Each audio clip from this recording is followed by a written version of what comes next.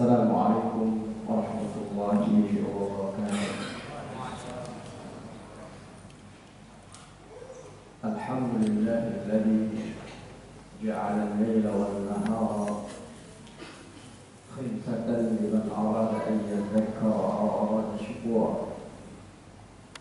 Alhamdulillahilladzi ja'ala asy-syamsa diya'an wal-qamara nuran وقدره منازل لتعلم عدد السنين والحساب والصلاة والسلام على المبعوث رحمة للعالمين بشيرا ونذيرا وداعيا إلى الحق بإذنه وسراجا منيرا وعلى آله وأصحابه ومن سار على نهجه واهتدى بهداه إلى يوم أما بعد. معاشر الإخوان والأخوات rahimani wa rahimakumullah, kaum muslimin dan muslimat yang semoga dimuliakan Allah Subhanahu wa taala. Kita bersyukur dan memuji Allah Jalla Sya'nuhu yang telah menjadikan siang dan malam sebagai sarana kita atau untuk menguji di antara kita siapa yang bersyukur kepadanya dan siapa yang kufur kepada Allah Jalla wa'ala. Kita memuji Allah Subhanahu wa taala yang telah menjadikan matahari bersinar terang, begitu pula bulan. Dan Allah yang telah menentukan garis ejar bulan dan matahari sebagai petunjuk bagi umat manusia agar mereka mengetahui jumlah tahun, perjalanan tahun, dan juga sebagai sumber pengetahuan di dalam masalah perhisaban. Kaum muslimin dan muslimat yang dirahmati Allah, gerhana baik matahari maupun bulan pernah terjadi di zaman baginda Rasulullah Sallallahu Alaihi Wasallam.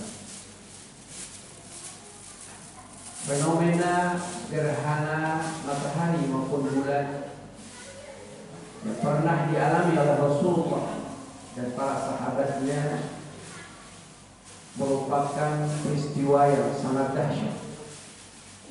Sampai-sampai baginda Rasulullah Sallallahu Alaihi Wasallam menyangka itu adalah hari kiamat.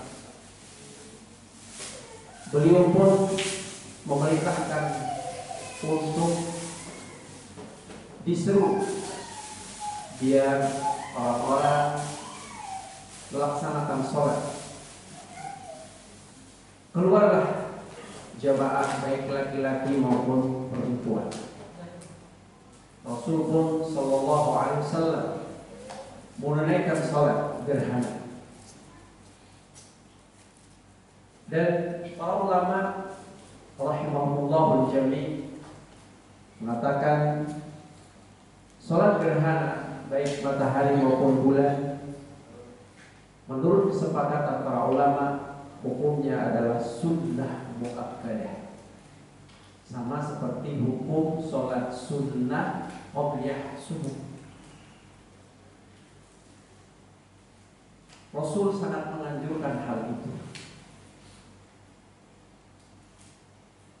Dalam sholat gerhana yang pernah dilakukan oleh Rasulullah SAW, beliau diperlihatkan surga dan neraka. Beliau diperlihatkan siksaan neraka dan kenikmatan surga. Disebutkan dalam hadis Jabir bin Abdullah yang diriwayatkan oleh Imam Muslim, beliau diperlihatkan siksa salah seorang yang mencuri barang-barang milik para jemaah haji.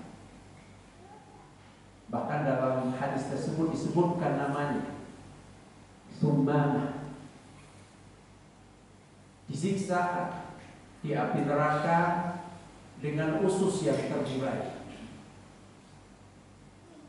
Nabi pun dalam sujudnya menangis. Bahkan disebutkan ketika diperlihatkan siksa neraka itu, beliau mundur dalam posisi sholatnya, mundur ke belakang karena takut terkena sambaran api neraka kala itu. Beliau juga diperlihatkan siksa salah seorang wanita, disebutkan imra'ah himyariyah, seorang wanita dari Himyariyah yang dulu ia mengurung kucing, tidak membiarkannya keluar mencari makan sendiri, atau ia tidak memberi makan. Rasul diperlihatkan kala itu siksaan, sehingga sekali lagi beliau menangis dalam sujudnya. Beliau Shallallahu Alaihi Wasallam mengatakan dan mohon kepada Allah, ya Allah, bukankah Engkau yang menjanjikan Engkau tidak akan menyiksa, mengazab umatku sedang aku masih berada di antara mereka. Ya Allah, bukankah Engkau telah menjanjikan tidak akan mengazab umatku sedangkan mereka meminta ampun kepada kaum muslimin dan muslimat yang dirahmati Allah Subhanahu wa ta'ala. Gerhana matahari maupun gerhana bulan adalah tanda-tanda kekuasaan Allah. Dengan terjadinya fenomena itu untuk mengingatkan kita agar kita mau kembali kepada Allah Subhanahu wa ta'ala. Dahulu orang-orang jahiliyah meyakini terjadinya gerhana karena adanya kematian orang-orang besar atau kelahiran orang-orang yang diasumsikan menjadi tokoh kelak. Ini adalah keyakinan orang-orang jahiliyah.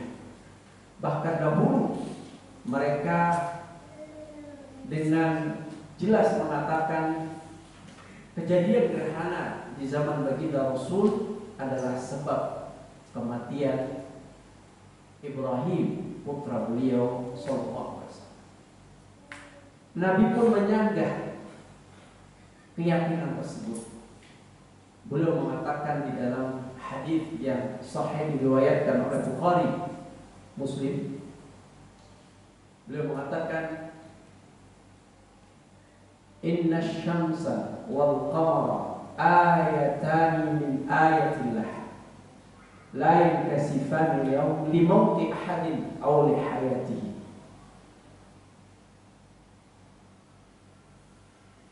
Kata Nabi sallallahu alaihi wasallam, sesungguhnya matahari dan bulan itu adalah dua tanda kekuasaan Allah. Tidak akan terjadi gerhana baik matahari maupun bulan karena sebab lahirnya seseorang ataupun matinya seseorang.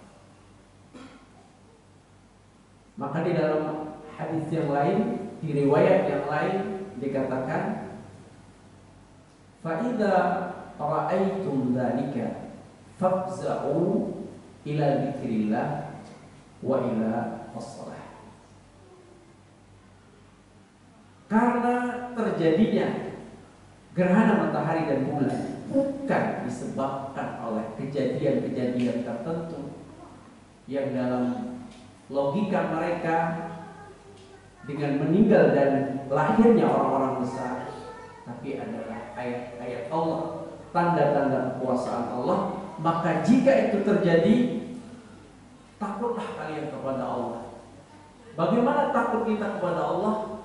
Yaitu dengan berzikir kepada Allah, mengingat Allah dan sholat.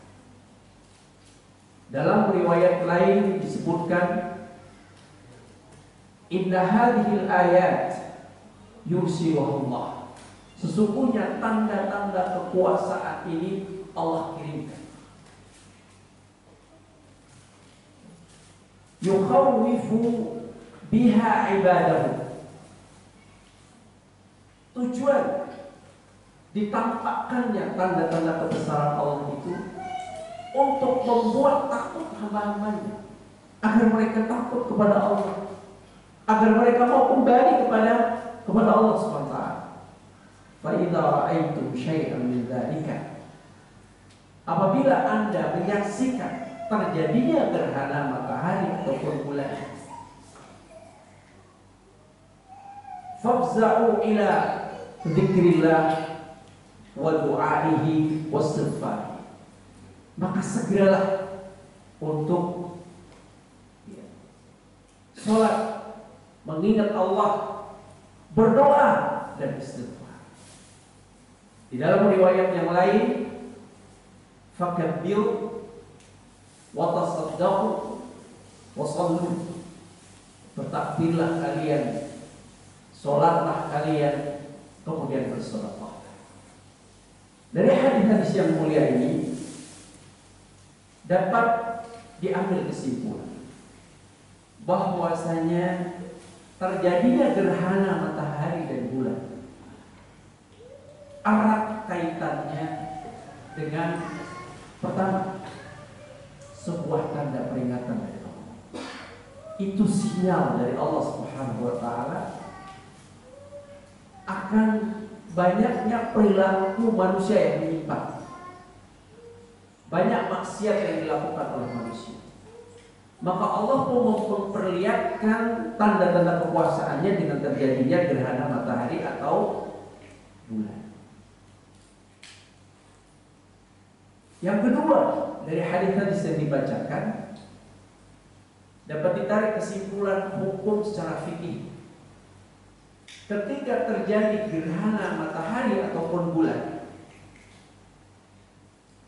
maka disyariatkan atau disunnahkan untuk melaksanakan sholat 2 rakaat yang disebut dengan sholat sunnah khusuf apabila itu terjadi gerhana bulan seperti malam hari ini, atau khusuf gerhana matahari.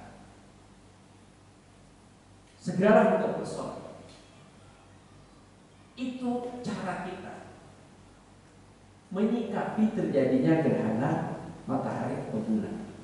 Hendaknya kita merasa takut kepada Allah, bukan sebaliknya kemudian diabadikan, dijadikan sebagai foto status, profil status, karena itu kejadian yang unik. Bukan.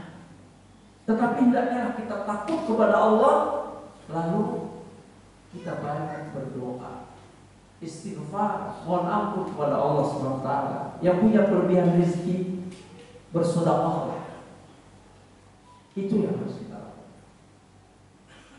Jemaah kaum muslimin dan muslimat yang dirahmati Allah, matahari dan bulan itu adalah makhluk Allah. Kita lihat dalam keseharian kita, dengan begitu banyak manfaatnya, dengan rutinitas yang terjadi, Allah telah tentukan garis edarnya. Tapi ternyata dengan perintah Allah, dia bisa terjadi perubahan-perubahan dengan diri Allah. Sekali lagi, ini menunjukkan bahwa matahari atau bulan itu bukanlah satu makhluk yang luar biasa yang kemudian merubah persepsi kita dan menyikapi dengan cara yang salah. Seperti sebagian agama yang kemudian ada yang menyembah matahari, ada yang kemudian terjatuh di dalam kesyirikan. Mereka atau makhluk-makhluk lain yang kita anggap itu luar biasa, semuanya adalah makhluk Allah yang tunduk di bawah aturan Allah SWT. Maka di surah Al-A'raf dikatakan wasyamsa wal qamar wal nujuma musakhkharatin bi amri ala lahul khalqu wal amru fatabarakallahu rabbul alamin. Matahari, bulan, bintang semua tunduk dengan perintah Allah. Kalau Allah menghendaki gerhana-gerhana, kalau Allah menghendaki bulan-bulan itu sebagiannya ya mungkin terjadi meteor dan seterusnya, itu semua adalah perintah Allah. Ala lahul khalqu wal amr. Ketahuilah bahwa Allah lah yang memerintah, Allah lah yang mencipta. Maha suci Allah, Rabb semesta. Maka kata kunci, jika terjadi fenomena seperti ini, kita sikapi dengan yang syariat, seperti yang dijelaskan dalam hadis tersebut. Kemudian hendaknya kita merasa takut kepada Allah, karena di dalam surah Al-Isra Allah mengatakan wa ma nursilu bil ayati illa takhwifa.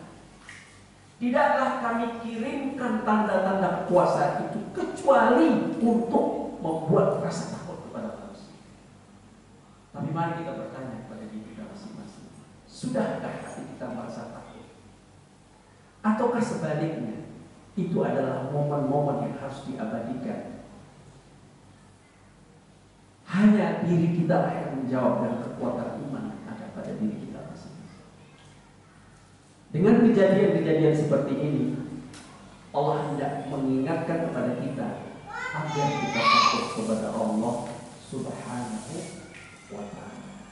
Kaum muslimin dan muslimat yang dirahmati Allah Subhanahu wa ta'ala, kejadian-kejadian gerhana atau fenomena alam yang kita saksikan hari ini erat kaitannya sekali lagi dengan dosa-dosa yang dilakukan oleh kita.